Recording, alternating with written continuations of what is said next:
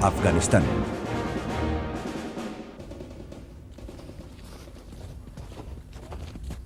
Afganistán. Guerra en Hindu Kush. Una guerra en la que la Unión Soviética luchó para evitar la propagación del fundamentalismo islámico. Como en Vietnam, este era un conflicto dominado por los helicópteros de guerra. A diferencia de Vietnam, se trataba de una guerra de guerrillas que no todos los rebeldes estaban de acuerdo en cómo ganar. A menudo, las condiciones eran tan duras que ni el entrenamiento ni la preparación servían de ayuda a los soldados soviéticos que debían soportarlas. Afganistán es un país remoto e inaccesible que hace frontera con Irán. La revolución islámica de este último puso en guardia al Kremlin. También es un país agreste y montañoso con pocas carreteras. Esta falta de vías de comunicación obligaba a unir en dos frentes para asegurar la capital de Kabul y las ciudades a lo largo de las carreteras.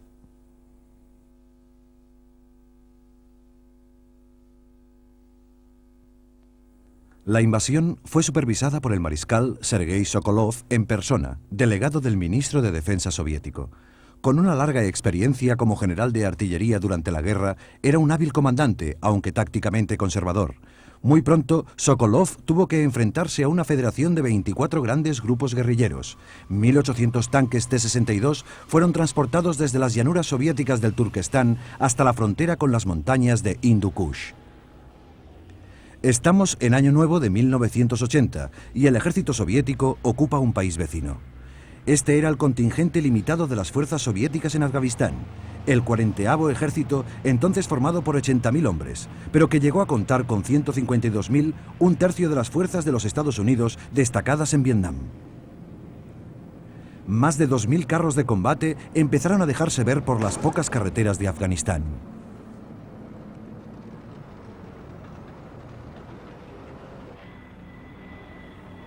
Más efectivos fueron los helicópteros Mi-8 que se convertirían en símbolo de esta guerra.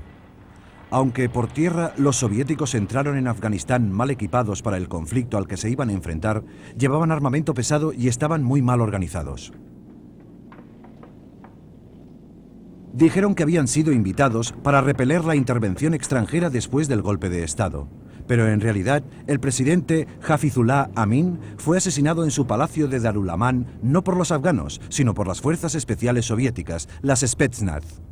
Su crimen fue impulsar la reforma demasiado pronto, permitiendo que su tradicionalista aliado soviético quedara expuesto a la revolución islámica. Pero, a pesar de emitir comunicados por radio, los mensajes indicaban que aquella no sería una intervención fácil.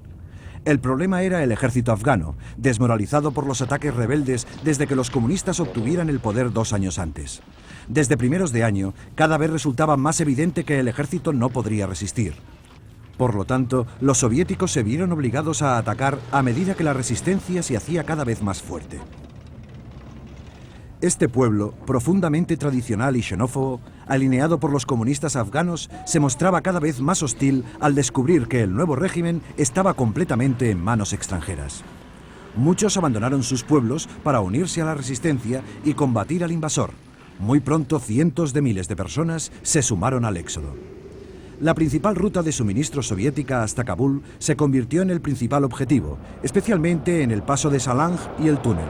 Esta estructura de 3 kilómetros de largo se construyó para proteger la carretera de las avalanchas, pero seguía siendo vulnerable al sabotaje y a las emboscadas. Sin embargo, los mujahedés, quienes ya antes habían estado agrupados en tribus, pronto volvieron a dividirse a causa de las rivalidades para obtener las armas y el dinero de la ayuda exterior.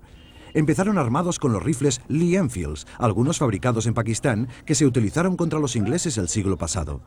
En la ciudad fronteriza de Peshawar, los talleres fundados por los fabricantes de armas la convirtieron en una pequeña zona industrial destinada a realizar réplicas exactas de todo tipo de armas de fuego. Los fondos obtenidos de los Estados Unidos permitieron pagar la fabricación de unas 30.000 armas.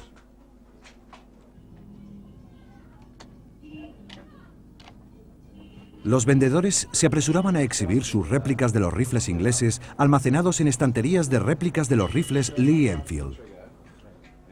Algunas armas eran más ingeniosas, como este rifle camuflado en forma de bastón. Con este método, algunos oficiales del gobierno fueron asesinados en la capital de Afganistán. También ofrecían armas soviéticas requisadas, especialmente armas pesadas, que resultaron decisivas en muchos de los ataques mujahadíes. Pero los más populares eran los Kalashnikov, llamados así por los rebeldes que juraron luchar o morir. We want to fulfill our duties, and if we are killed in the way of God Almighty. So we haven't lost anything. It's a victory by itself. So we are determined to fight to the last. La resistencia concentró la mayoría de sus fuerzas cerca de la frontera con Pakistán, donde Peshawar ofrecía reposo y suministros. El paso de Salang y el valle de Panjshir fueron el escenario de las acciones de los grupos mujahadíes, reforzadas a lo largo de varias de las principales rutas fronterizas. A principios de 1980, la resistencia mujahadí controlaba el 90% de la zona rural, aunque la indignación popular frente a la invasión aportaba más voluntarios de los que podía armar.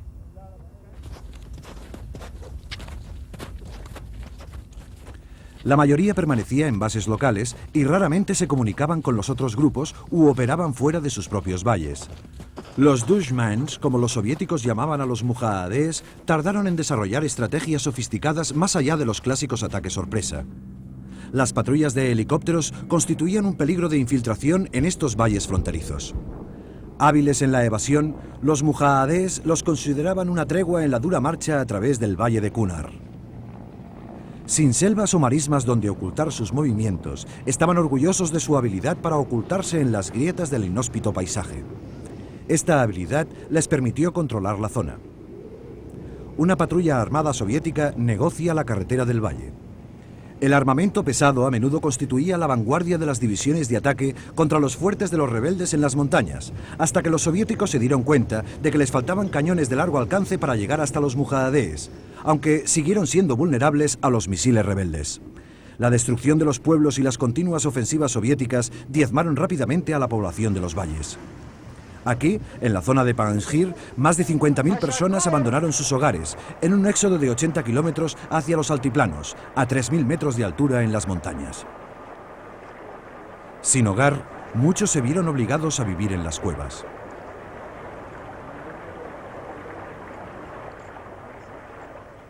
Sin nadie que trabajara la tierra, las reservas de comida de los mujahadíes, infiltrados a lo largo del río, eran cada vez más escasas. También tuvieron que enfrentarse a una geografía hostil que dividía a los grupos mujahadíes. Las dificultades para movilizar hombres y municiones en semejantes condiciones, la capacidad de muchos grupos rebeldes para llevar a cabo las distintas misiones disminuyó radicalmente.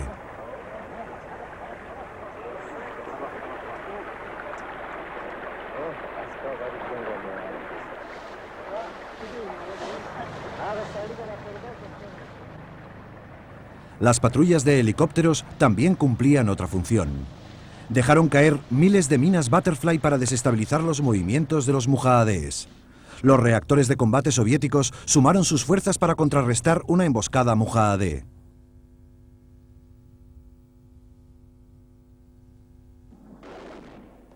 Pero generalmente eran los pueblos quienes lo pagaban, no los rebeldes. En silencio, avanzan hacia otro objetivo. A diferencia del Vietcong, concebido para luchar en una guerra de guerrillas en Vietnam del Sur, la resistencia afgana había surgido de forma espontánea. Pero le faltaba el equivalente unificador de un Vo Nguyen Giap con experiencia práctica en la batalla. Esta falta de un comando central disminuía la eficacia de estrategia y el uso eficiente de los recursos. Los mujahadíes tienden una trampa en Salang, un paso estratégico. La mayoría comprendieron el valor del ataque por sorpresa y lo utilizaban como táctica base.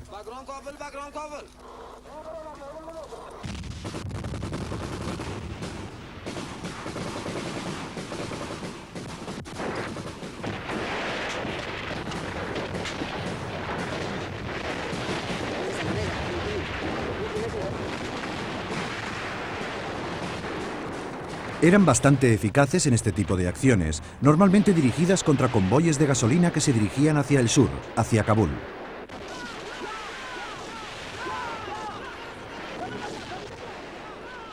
Esta vez, las tropas afganas cuyo camión ha sido detenido se preparan para rendirse.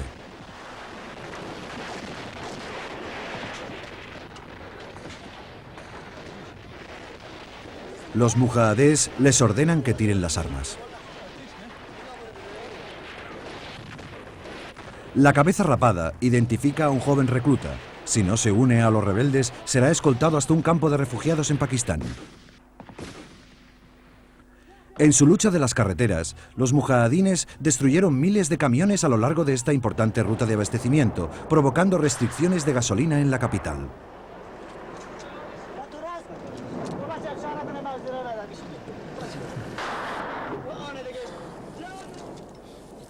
Una ojeada al libro de instrucciones y dos rebeldes se preparan para iniciar un ataque con lanzamisiles. En estos ataques, los misiles se dirigen contra las rocas y se activan mediante mechas pegadas con airstrip. A veces, el resultado de estos arriesgados ataques se limita a alguna incomodidad.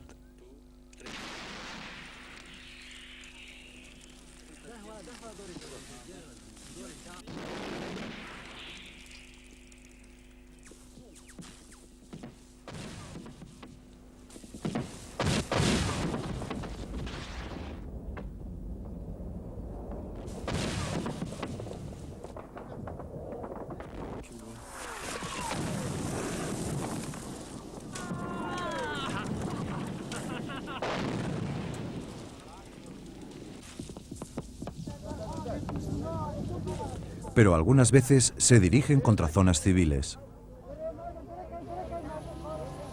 Otras contra el aeropuerto, destruyendo las vías de enlace aéreo esenciales para los soviéticos. La destrucción de los tanques de gasolina supone que más convoyes deberán cruzar el puesto en el peligroso paso de Salan.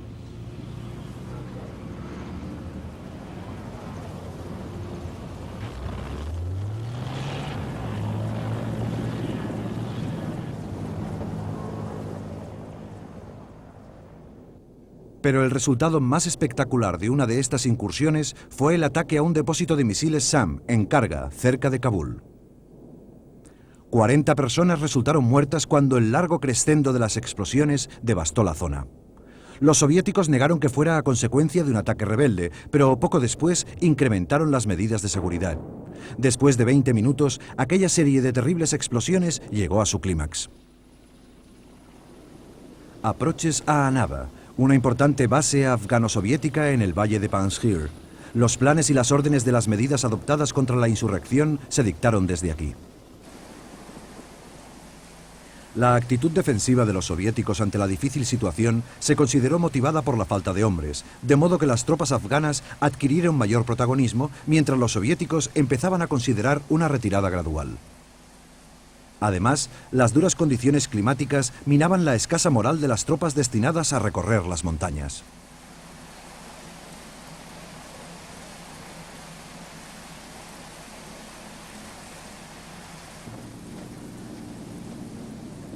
Al principio, los movimientos de las patrullas soviéticas eran poco adecuados y nada creativos.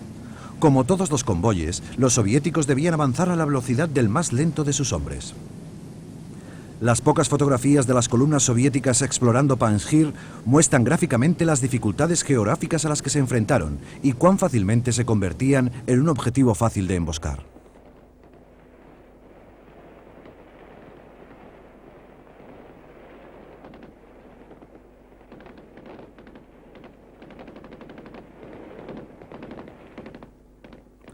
Poco a poco, la infantería soviética aumentó su armamento, sobre todo con la adquisición del AGS-17, un lanzagranadas automático. Y aunque ello garantizaba que morían 10 rebeldes por cada soldado, sus propias bajas eran las que determinaban las decisiones del Kremlin. Aquí es donde los soviéticos se enfrentaron con el líder rebelde que más hábilmente asimiló las modernas teorías sobre la guerra de guerrillas, Ahmad Shah Massoud. Pronto abandonó la táctica del ataque sorpresa y organizó fuerzas móviles para contraatacar las fuerzas de asalto soviéticas y movilizó varias unidades entre los valles cercanos, dispersando a su ejército. Desde las montañas, Massoud observaba el avance, dirigiendo las emboscadas en pasos estrechos, donde las columnas avanzaban mucho más despacio y se convertían en objetivos estáticos.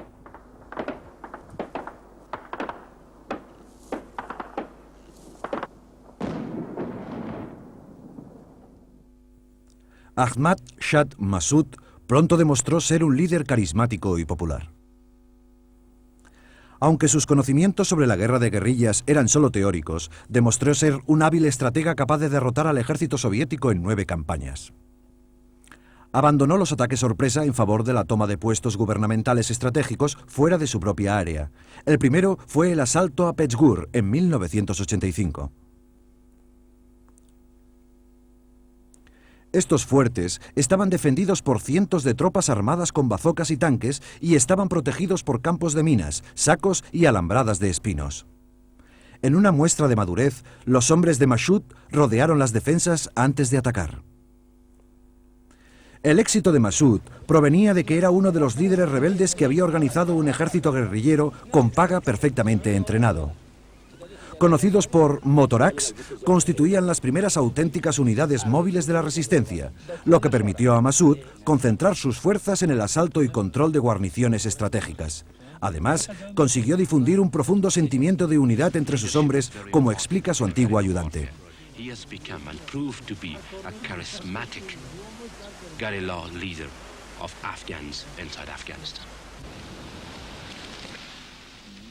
También sabía valorar objetivamente los errores y aciertos de los soviéticos. When they invaded Afghanistan, they came with very heavy weapons, which were wrong for this mountainous terrain. But later, they began using helicopters and very light weapons. In my opinion, Russian tactics have improved each year. Now their forces are noticeably more mobile, but their morale is noticeably lower because a lot of Russians have been killed in Afghanistan.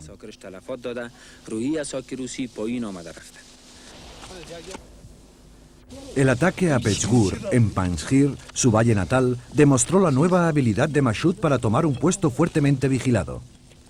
Custodiado por más de 500 hombres, se creía a salvo de los ataques guerrilleros, pero Massoud no opinaba igual. تانگ از جای خودی سر است میشه که مثل تانگه؟ بابر استفت شده پوسته کردم یک پوسته در صندوق جور کردیم که خب براکت برابر ناره تکبیر! ناره تکبیر! ناره تکبیر!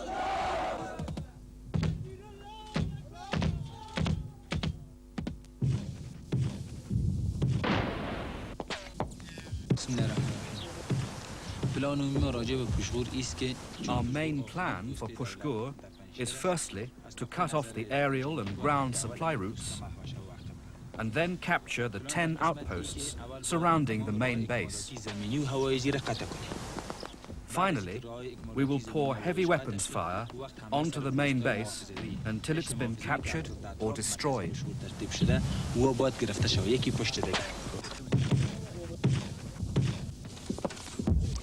El asalto se caracterizó por la sabia coordinación de las fuerzas a través de la radio, por la buena organización del fuego de cobertura y de los ataques sorpresa.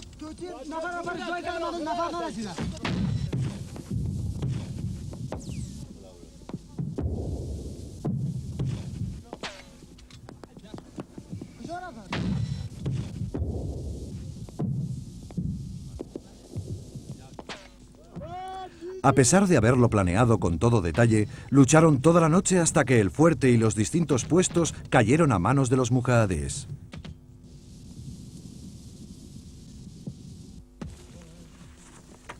Massoud capturó 110 prisioneros, entre ellos oficiales y miembros del NCO, pero el más importante, un miembro del Estado Mayor afgano, murió durante el combate. Conseguido su objetivo, Massoud abandonó el fuerte. Tras ser interrogados, los oficiales fueron llevados a la cárcel mujahidín en las montañas, pero todos murieron durante el contraataque soviético. Se dice que a manos de sus guardias. El misil antiaéreo americano Stinger, el arma que se considera dio ventaja a los mujahidíes en esta guerra. Mide menos de 2 metros, pesa 17 kilos y a pesar de que se necesitan 136 horas para dominarlo, los rebeldes lo consiguieron en mucho menos.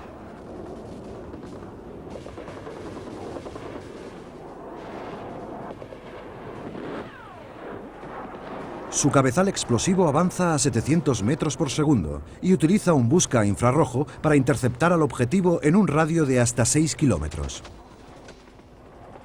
Este explotó sin encontrar al objetivo, pero aunque la CIA, que fue quien se lo proporcionó, aseguraba que tenía un éxito del 70%, algunos, incluido Massoud, consideran esta afirmación exagerada. Pero los reactores soviéticos tuvieron que volar más alto y más rápido, con lo que sus bombardeos resultaron menos efectivos, excepto en las pocas ocasiones en que los rebeldes se reunían para realizar un ataque en masa. Al descubrir que los Stingers no podían dispararse hacia abajo desde la posición de los mujahidís, los helicópteros realizaron vuelos rasantes sobre el valle. Como consecuencia, aumentó el uso de las bengalas antimisil.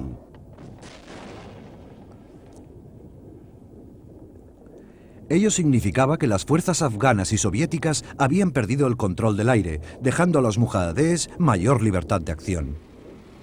El creciente número de convoyes de helicópteros y aviones que fueron abatidos atestigua algunas de las victorias mujahidés. Aunque sigue siendo un hecho que los soviéticos perdieron menos aviones de ataque en el frente que los alemanes durante los entrenamientos.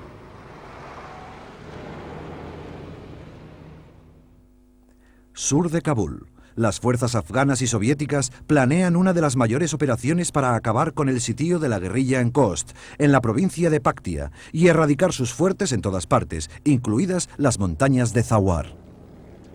2.000 tropas soviéticas respaldaban a un ejército afgano de 10.000 hombres, comandados por el Estado Mayor afgano. Tras el fracaso en un intento previo para acabar con la resistencia en la zona, el gobierno había decidido no dejar nada al azar.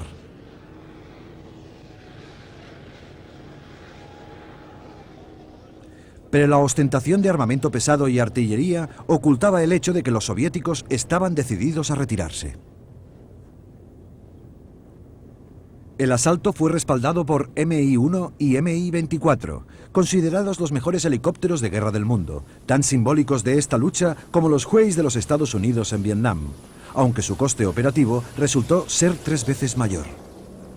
Los pilotos soviéticos mostraron la misma osadía. Dice que si no fuera peligroso, no lo harían. El nuevo Sukhoi Su-25 Frogfoot, armado con bombas de artillería y misiles de 75 milímetros, demostró ser el reactor de ataque terrestre más efectivo del ejército soviético. Sukhois y MiGs se convirtieron en la vanguardia del frente aéreo contra los puestos guerrilleros en las montañas, volando desde las bases rusas en la frontera y dentro de Afganistán. En sus salidas, los aviones recorrían un paisaje frío y desolador incluso durante la primavera afgana. Estas zonas montañosas estaban controladas por distintos grupos guerrilleros, liderados por un fundamentalista, Hezbi Islami. Los intentos anteriores para destituirle habían fracasado, lo que proporcionó sosiego y un falso sentido de invulnerabilidad. La intensificación de los ataques aéreos debilitó las posiciones de la guerrilla.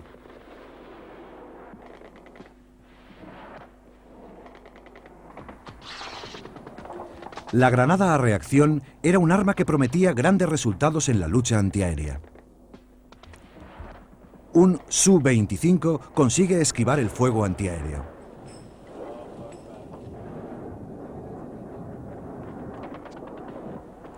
Las bombas antipersonales, equipadas con paracaídas retardado, localizan su objetivo.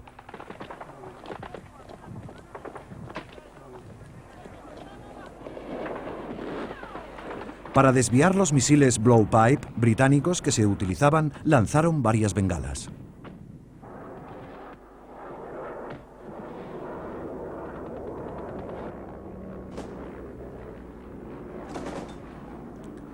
Estos Dashika, cañones pesados de 12,7 milímetros de diseño soviético, se convirtieron en el arma antiaérea más popular. Aseguraron haber derribado por lo menos 3 helicópteros y un caza. Sin embargo, ahora los helicópteros soviéticos estaban blindados y, por lo tanto, la eficacia de estas armas disminuyó considerablemente.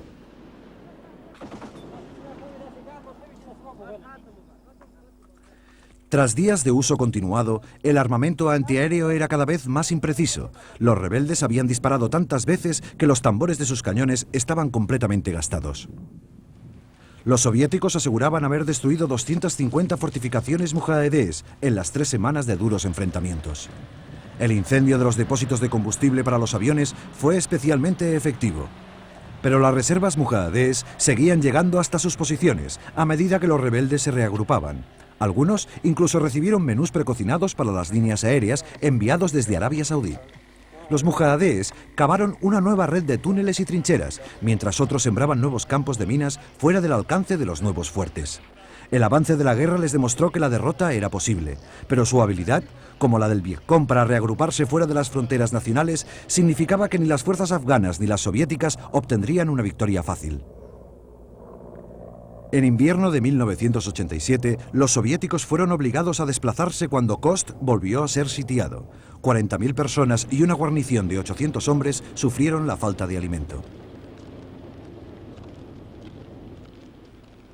Los campos de minas alentían la marcha de la operación magistral, que avanzaba a 1 kilómetro por día. 18.000 hombres estaban en ruta. Ellos constituían una fuerza combinada de tropas paracaidistas, artillería y fusileros motorizados, respaldados por los cañones de los helicópteros. Una vez más, estaban respaldados por una de las fuerzas aéreas más efectivas de la guerra.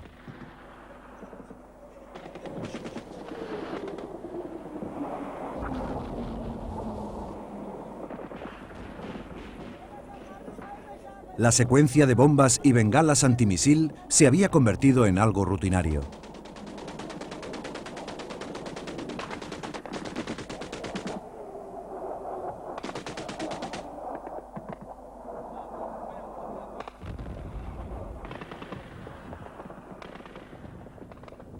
Los combates aéreos continuaron durante una semana.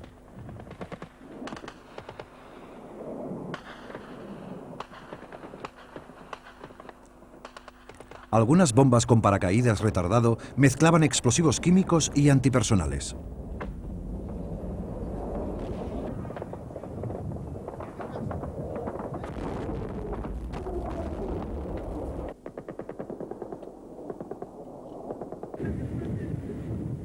También en tierra, la artillería desplegó gran cantidad de material, entre el que había misiles de largo alcance y proyectiles. Sin embargo, un viaje que en tiempos de paz habría durado 30 horas, duró 32 días, complicado todavía más por las hábiles emboscadas mujahedíes.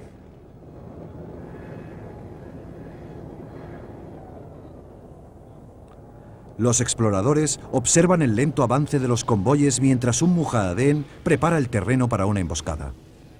El agua evitará que se levanten nubes de polvo que delatarían la presencia de un grupo armado.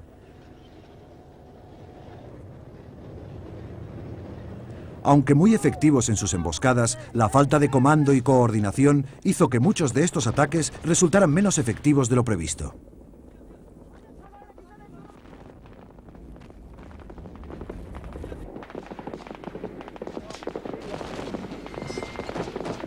Los soviéticos excavaron alrededor del pueblo, preparando el fuego de cobertura.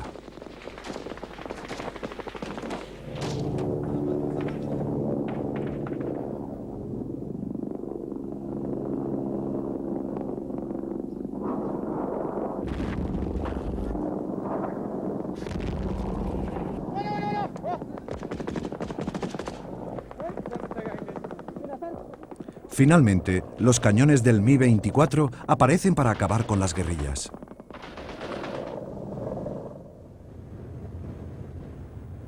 Se trataba de posiciones que podrían haber sido defendidas por un ejército profesional ante el ataque de una fuerza mayor. 18.000 minas fueron neutralizadas mientras los comandos afganos y soviéticos desballestaban las cuevas mujahedíes, requisando gran cantidad de armas, entre ellas cientos de granadas a reacción.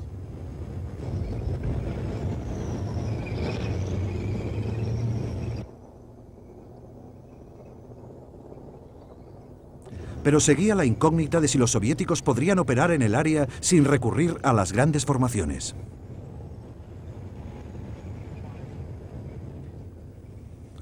Con la artillería alineada, los hombres excavaron para evitar que los rebeldes reanudaran el sitio una vez retiradas la mayoría de sus fuerzas. Con el control de las colinas en sus manos, las tropas de liberación se dirigen hacia el objetivo. Fue la última gran acción del 40 Ejército, que consiguió captar la atención del público soviético, que concedió el estatus de héroe de la Unión Soviética al hombre que lo había liderado. Se trataba del teniente general Boris Gromov, el hombre que había dirigido y planeado la retirada soviética. Gromov era el miembro más joven e inteligente del Estado Mayor soviético y había demostrado ser un soldado modelo.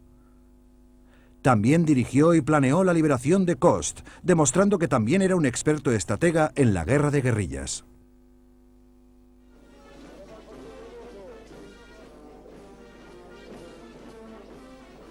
La Brigada 66 de Fusileros Motorizados fue la primera en movilizarse, desfilando en Jalalabad como primera etapa de la retirada hacia Kabul. Los soviéticos evadieron las responsabilidades alegando que se trataba de un conflicto local y que por lo tanto sería mejor dejar que los afganos lo resolvieran entre ellos. Habían conseguido evitar el conflicto de una intervención tan costosa y discutible como la de Estados Unidos en Vietnam. Aunque repitieron muchas de las experiencias americanas, ganando los enfrentamientos más convencionales y perdiendo el control de la zona rural.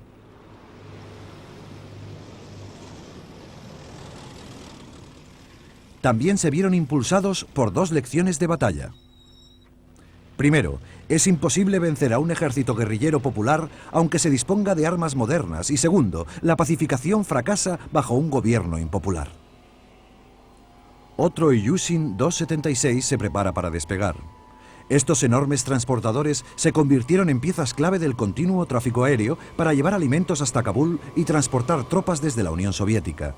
En 6 semanas, el general Gromov anunciaba que 20.000 tropas ya habían regresado a casa.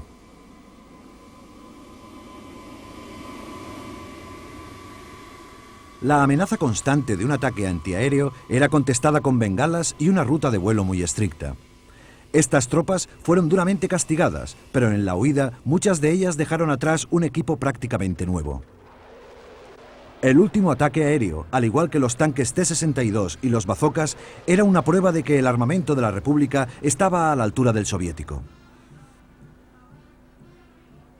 Ello también significaba que para repatriar a los últimos soldados soviéticos se necesitarían muchos menos vuelos.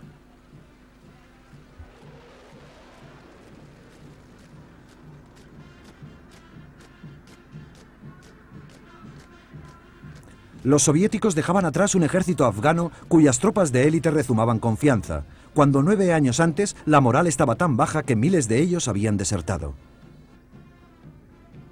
También dejaron atrás el duro trabajo de limpiar los campos de minas. Durante la guerra, los soviéticos habían colocado más de 30 millones de minas.